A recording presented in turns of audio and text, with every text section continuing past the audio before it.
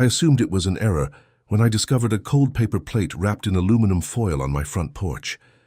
However, when I removed the foil, I discovered a solitary turkey piece, a scoop of mashed potatoes that had solidified, and a text message from my mother that said, "We didn't want to crowd the car. Enjoy your dinner." My heart broke totally. My parents were driving my golden child younger sister across the state to a sumptuous family Thanksgiving meal at my rich uncle's mansion as I stood in the chilly November air beneath the flickering porch light.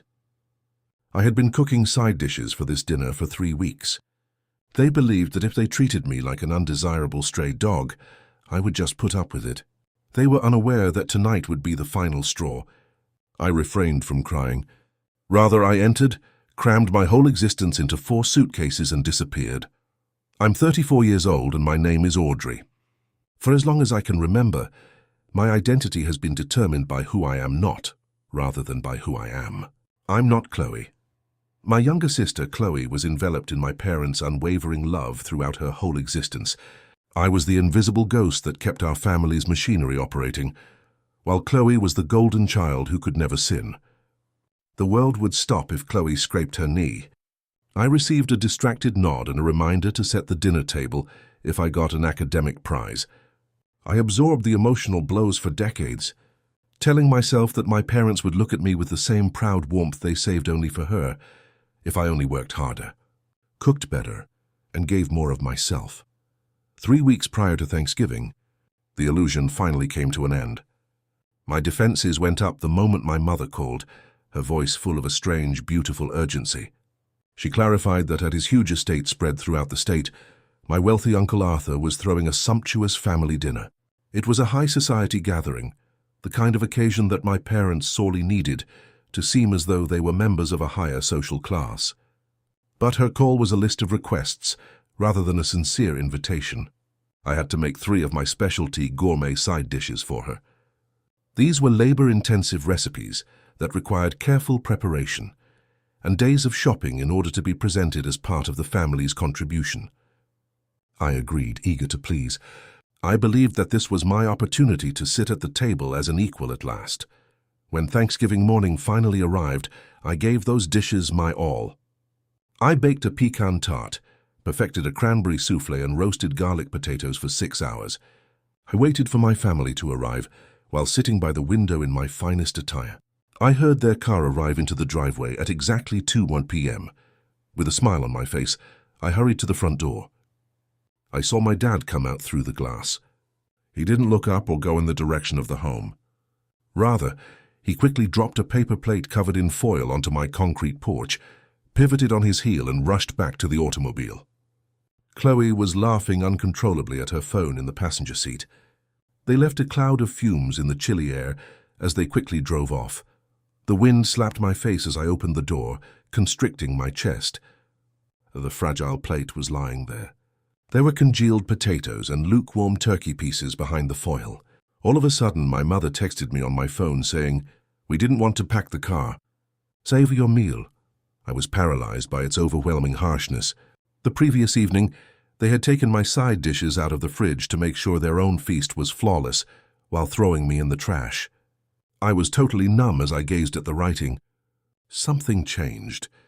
By the way, if you want to let me know how far my narrative has progressed, follow it through to the end and leave a remark about the city or nation you are viewing from. Something odd happened to me as I stood on that chilly porch, holding the pitiful dish of leftovers. I never experienced the terrible sadness I had anticipated. Rather, a wave of perfect crystalline clarity took its place. On that concrete step, the anxious, eager-to-please girl who had spent 34 years pleading for scraps of attention passed away. I came to the firm realization that you cannot make people adore you, and I had given up trying completely. I went straight to my bedroom after returning inside and setting the plate on the counter without even eating a mouthful. I opened the closet and took out my big suitcases. I refrained from crying and I refrained from screaming. I simply methodically packed, gathering my legal documents and folding my clothes. I sold my furniture online for whatever I could get, discreetly liquidated my local assets over the course of the following 48 hours, and informed my distant employer's national corporate headquarters that I was seeking a permanent move to their East Coast regional division. I purchased a one-way ticket to Boston, placing precisely 3,000 miles between me and the poisonous surroundings that had choked me for decades. I pulled out my phone one last time before getting on the plane. I didn't demand an explanation or send a dramatic farewell text. I just went through my contacts and blacklisted my father, mother, and Qley for good. I cut off contact with anyone who could provide them with information and erased my personal social media accounts. They had no way of finding me when I completely disappeared into the chilly winter morning. In an instant, 7 years went by. I did more than simply get by in Boston. I started from scratch and fully reinvented myself. The silent, unseen woman who had formerly pleaded for approval from her family had vanished, replaced by a self-assured, in-demand corporate consultant. I married a fantastic man who genuinely appreciated my presence, quickly ascended the professional ladder, and formed a lovely network of true friends. I had actual emotional safety for the first time in my life.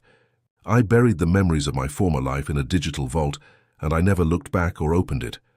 But 3,000 miles away, cosmic justice was subtly taking place without my knowledge. My parents had committed all of their retirement and life resources to supporting Qley's increasingly chaotic lifestyle, free from my stabilizing influence. To keep up the appearance of her gilded position, they mindlessly financed her failed fashion store, her extravagant influencer vacations, and her pile of credit card debt. My parents were on the verge of complete bankruptcy when the funds ran out by the 7th year. At a posh business dinner in downtown Boston, our two worlds collided entirely by coincidence. As a reputable VIP guest of honor, my company sponsored the event, and I looked stunning in a luxury evening gown. I came to a complete stop when I approached the main ballroom. My mother, father, and Qley were standing behind the heavy velvet drapes of the catering and event registration desk. They were frantically trying to distribute appetizers and name tags while wearing inexpensive server uniforms.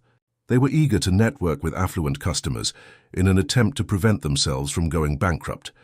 Qley's mouth literally dropped the instant her gaze traveled across the throng and settled on me.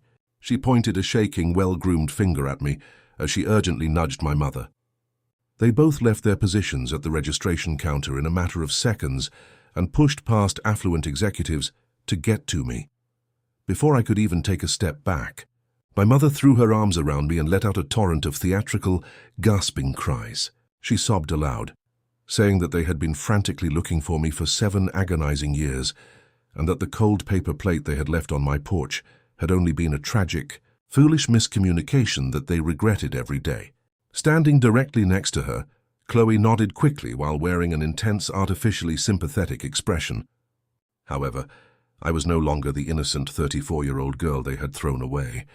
I refused to return the embrace and stood motionless, my posture stiff. My mother's eyes searched my fancy gown and pricey jewelry with avarice as she withdrew, revealing the sickeningly obvious reason for their abrupt emotional collapse. I wasn't missed by them. They were drowning. My mother's voice dropped to a desperate, anxious whisper as she immediately drew in close. She avoided asking any meaningful inquiries about my life and instead focused on their dire financial situation. She started telling a heartbreaking tale about how the bank was going to foreclose on their house, how Qley's growing debts were ruining them, and how it was my moral duty as their daughter to utilize my apparent fortune to save them from this catastrophe. They genuinely thought they could trick me into falling back into the trap. I attempted a composed, obedient grin as I saw their helpless expressions. I requested them to meet me at my company's private conference room downtown the next morning to talk about a long-term financial arrangement, telling them we shouldn't make a scene at a prominent corporate gala. My parents and Qley felt a tremendous sense of relief. It was obvious that they thought the naive, eager-to-please daughter was going straight back into their trap, as they exchanged that familiar smug grin of mutual understanding. The following morning, they were nearly beaming with victory as they entered the modern office building. However, I didn't open a checkbook as soon as they sat down. Rather, I moved a bulky manila folder over the mahogany table. Expecting a wire transfer, Qley pulled out the document, but her face suddenly turned a sickly white. It wasn't a lifeline in terms of money. My own legal team had compiled a ton of material to support a formal court injunction. Over the past 7 years, Qley had obtained fake business loans and credit lines to support her failing lifestyle by using my former social security number and abandoned identity. I turned to see my scared parents and shaking sister. I gave them a harsh decision by handing them a pen and a total responsibility release document. I told them to legally sign the documents, giving up any claim to my life in the future, and consenting to complete permanent non-contact, or risk being charged with grand larceny, identity theft, and bank fraud. They had just caught themselves in the trap they believed they were setting for me. My family realized they had no more leverage after being defeated, shaking, and completely afraid of receiving a dismal prison sentence. Qley picked up the pen and signed the total liability release form with trembling hands. My father, who was expressionless, and my mother, who was crying, soon followed. They silently left my office after gathering their jackets, leaving a lasting impression on me. In order to gradually pay off her enormous obligations, Qley was forced to eventually find a legitimate job. My parents were forced to confront the harsh truth of the spoiled golden kid they had spent decades pampering, when they had to sell their house to prevent going bankrupt. I went back to my lovely life in Boston. The cold paper plate that was left on my front porch 7 years ago wasn't really a tragedy, I realized, feeling lighter than ever. It served as the final impetus for me to discover my own strength and assert my independence. If your own family had abandoned you in that manner, how would you have responded? Would you have given them another chance, or just walked away forever? For more startling tales, watch the 2 videos that are currently playing on your screen and leave a comment below.